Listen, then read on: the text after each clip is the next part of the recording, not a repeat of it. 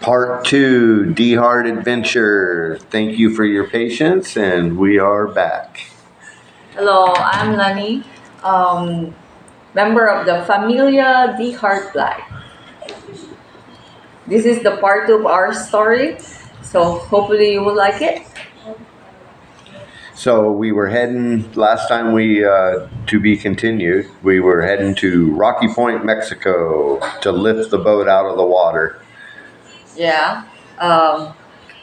it was intense heading to Rocky Point in Puerto Penasco because it's like we really watch the weather and it said that we're gonna um, reach Rocky Point with like 4 days or 5 days.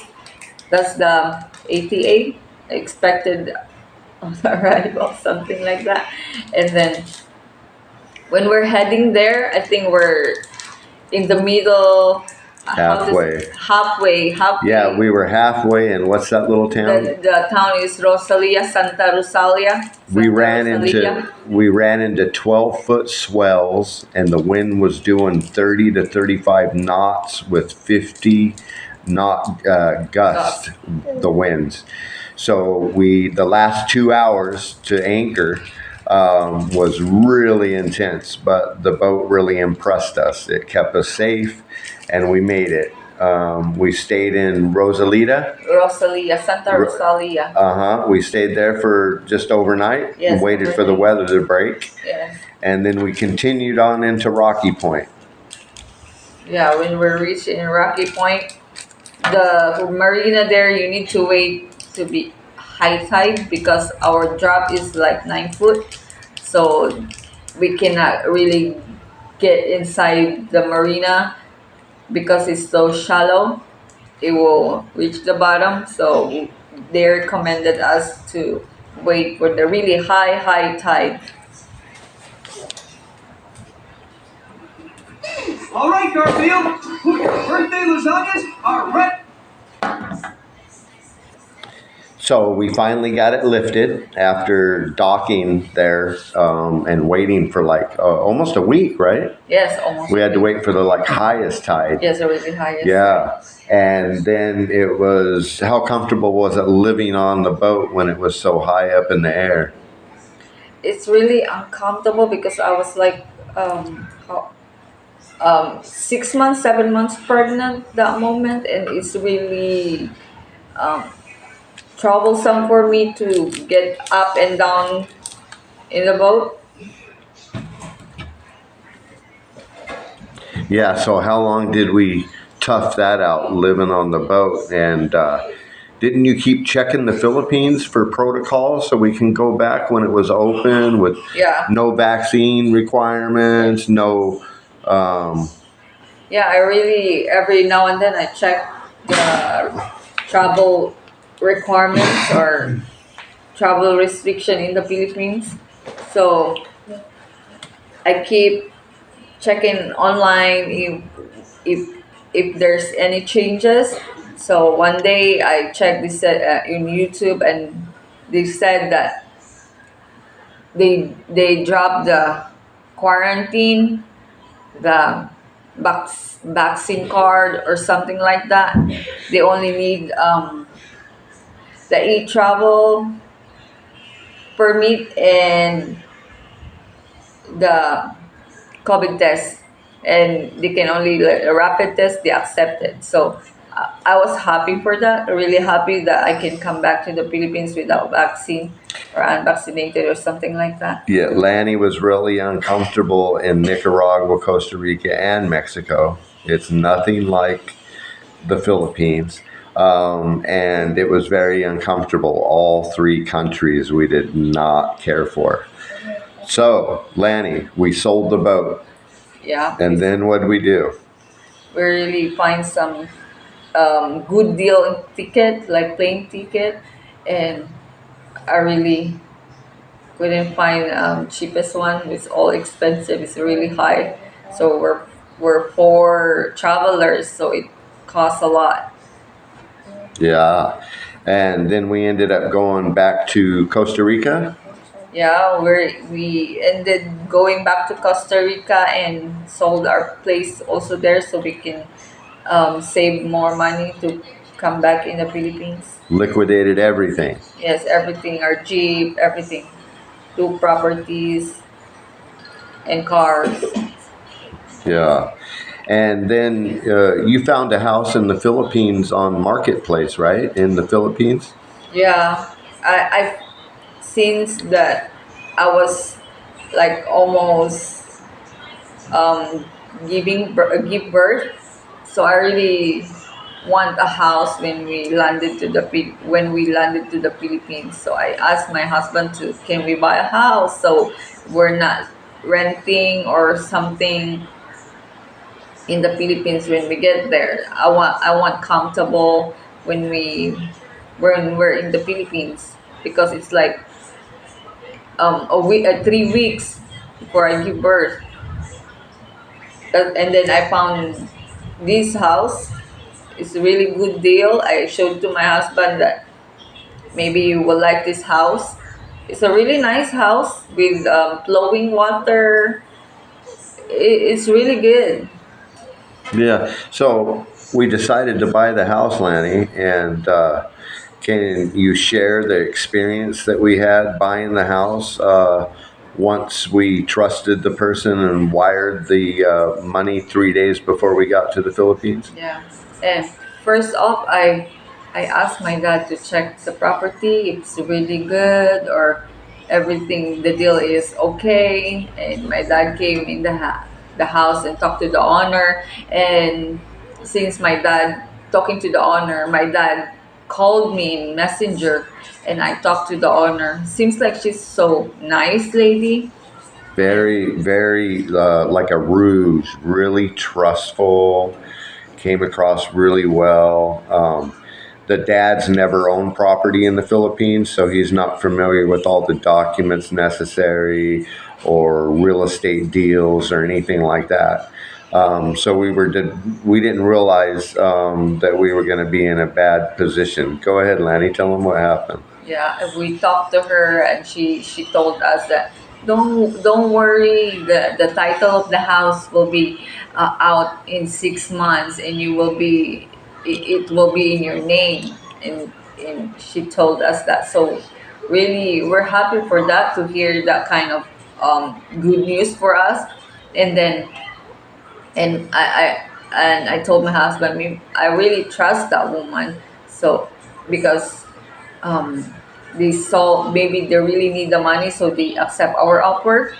So I told my husband to buy it. So when we get here, we have a house to live because in they posted this house in Facebook. They said it's package deal, so included everything except the owner said except the couch and the bed frame.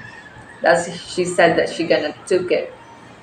And then when my dad went to the lawyer, and suddenly when he came back here and everything is gone, like it's like very clean. No, even curtain is it's gone. Everything is gone. It's like While we really were at the lawyers signing the deed of sale, probably about 20 people backed up a big truck and emptied out the entire house. I'm trying not to laugh out of frustration, but that was our first bad experience. And then we get a call, Lanny. And then after I told her I already wired the money cash. I mean the full amount that we the full amount of this house. So after he received that money, she messaged me that she told me that we are the one responsibility to pay the agent fee, and we're not. She didn't communicate that to us.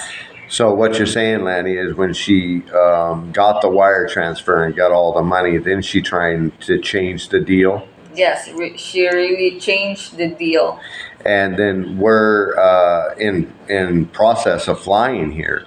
We'll be there in a couple days to the Philippines, right? Yes, like 4 days. And then Yeah. So we just idled the conversation, never answered, and just rushed to the Philippines to protect our investment. Investment. Yeah. Yeah. And then what happened when we got here, Lanny? Yeah. When we got here, she came here. I said because I was like almost due date on my pregnancy, so I told my husband like we should settle this like so it will not be like big conflict or something like that because I really don't like conflict.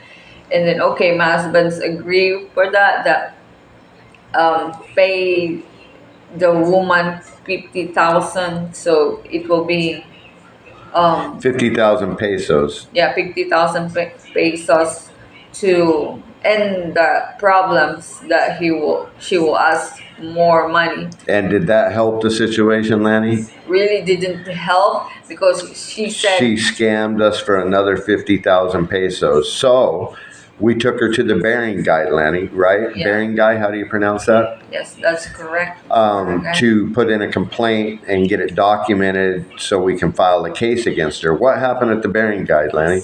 I think the barangay Kagawad is like really on her side. So we're explaining about the what's really happened about our deal, but seems like the barangay Kagawad really don't give a shit about us. He always on her side, and She knew him personally. yes, he said that if you don't keep your mouth shut, I will shoot you. That's So he threatened to shoot your foreign husband. yes. Okay. So now we're back at the house. We got a lawyer, and we got the proper documents now without this lady. So everything's secure now at this point. But we are still a little uncomfortable because of the situation, what happened in town. We put up razor wire on the fences, security cameras, and we're looking over our back wherever we go, which is very uncomfortable. But it is what it is, right? So we stay here and we fight for our investment, and we don't back down, and we make a stand. That's what America guys do, I guess. So are you comfortable here back in the Philippines, Lanny? Really comfortable. So because I reunite with my two daughter, I really love that, and it's my home country, so really comfortable for me. Yeah, and didn't you have the baby like a week after getting Yeah. here? April 1st, we came here. We landed in the Philippines, and then it's like on the 14th, April 14th, I gave birth with my little star. Yeah, we were flying across the country, and Actually, I hide my belly because with I a know. my coat, you used it as a baggy coat so they couldn't see that you were pregnant. Yes. But we did have a letter from a lawyer in Mexico that you were able to travel. What happened when we got to Manila? So we got to Manila, and then it's so hot, really hot, and so I decided to take off all my big clothes, like three jacket that I take off because it's really hot. And then the Philippine airline told me, "Nah, you cannot go because you're almost giving birth. It's your 38 weeks, so we couldn't allow you to." So anyways, what was it? Philippines Airline? They wouldn't allow us on the flight. And what it was is she wasn't really hot. She got so comfortable that we've already flew across the country. No, it's really hot. that she's at her hometown will be just fine. Well, we lost $800 on a ticket and had to go buy another $800 ticket. I really couldn't. But so now we're back in the Philippines. We got Lanny's dad living with us. We got Lanny's two girls living with us. We love the house. Everything's doing good. We're still in process of securing the title. It's going to take a little bit more money to do that, but I think we got the house for half price anyways because of the value of the house. So what's our new plans, Lanny? Our new plan. buying a boat again. We're looking for a boat, but Like a we small really one. don't want a Filipino boat. Nothing against Filipino boats. We want a fiberglass, diesel motor with neutral and reverse and all the luxuries where we can stay the weekends on the water. But Lanny just purchased a 100 square meter beachfront property with an old house on it. And what happened with the house that we bought, Lanny? Like, Yeah. is the house built It's the over house- the markers? the house is like built over that next property. It's not ours, so we need to tear it off because it's over the line. So once we got it surveyed, after we already committed to the deal, the house is built over the line. It's built over, they call them Mahones, but it's the four corner markers. It's like a marker, yeah. Yeah. So once the neighbors that is on the empty lot next to us realized that a foreigner bought a piece of property that half the house is on his property, now they're trying to sell the property to us, the next door, kind of like a demand for 1.5 million. So what did your foreign husband do to the house, Lanny, on the line? So my husband decided to tear off the house. Everything is tear off right now. So they couldn't say anything about it already about where exceed our the house in their line. And then how much did the property value go down that they wanted to sell us? It was 1.5 million pesos down to 700,000 pesos once our house wasn't on the lot anymore. Yes. So we decided not to deal with any unethical people at that point. But we're tearing down the house, and what are we going to do, Lanny? We're going to build a new house, and we're Yeah. going to start a blog on it. Yes, we will gonna build a simple rest house that we can spend time in there, and we will show you guys when we're building the beach house. Okay, Lanny, let's wrap it up so we can gather some new content to share with everybody. Yeah. Thank you, and hope you subscribe and Don't forget the like. likes also. We're new in here, but I'm a little bit shy right now, but maybe sooner or later. Yeah, we actually have quite the boring life, but we're trying to create videos to finance our new house that we want to build on the beachfront. Everybody else is doing it. Why can't we? Yeah. Yeah. Thank you. Bye, guys.